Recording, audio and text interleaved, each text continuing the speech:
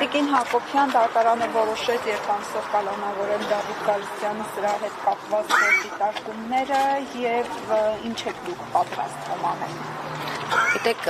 ես կարծում եմ մինչև դատարան գալը բոլորիս համար էլ պարզ էր նախնական հրահանգը ինչպիսին պիտի լիներ, բայց միևնույնն է, ես շատ ծանր ու մեծ ցավ եմ ապրում, որտեղ միևնույնն է չեմ ուզում հավատալ ու ընկալել, որ ես այսպիսի Հայաստանում եմ, որտեղ մեկ մարդու մատի շարժումով կարող է իրավական համակարգը այսպիսի ծաղրուծանակի վերածվի։ Դատավարություն, որտեղ ընթացքի մասին խոսելիս նշում են, որ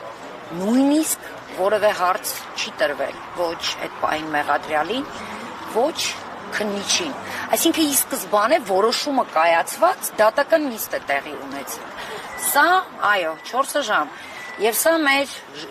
ինչպես են կոչում, ժողովրդավարության բաստիոն Հայաստանի Հանրապետությունն է, որի ղեկավարը մեր հայտնի զույգն է, հայոյող, այլասերված բառապաշարով։ Բարի գալուստ իրական Հայաստան։ Միգուցե ինձ համար մինչ այս պահը ընկալելի չէր իրական Հայաստանի գաղափարախոսությունը։ Սա հենց իրական Հայաստանն է, որտեղ որևէ արժեք այլևս գոյություն չունի։ Գոյություն չունի իրավապահ համակարգում որևէ օրենք, որևէ, չգիտեմ, մենք չենք խոսում դեք խղճի, մարդկության, չգիտեմ, որևէ այլ զգացում ենք, խոսում ենք զուտ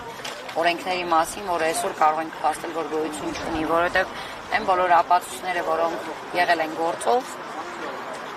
չէին կարող այս հետևանքը ունենալ։ Սա հրահանգ է, որը կատարվեց։ Դատավորին ուղերձում եք այս որոշումը կայացրել։ Գիտեք, երբ մինչ այդ հետաքրքրվում էին, ես անկեղծ ասած որևէ դատավորի չեմ էլ ճանաչում, ոչ տեսակով, ոչ անուն ազգանով, բայց մինչ այդ երբ հետաքրքրվում էին բոլորը եւ լսեցին իր անուն ազգանունը, արդեն ասում էին, որ ի սկզբանե պարզ է ինչպիսի հետևանք է ունենալու։ Թող ինքը մտածի,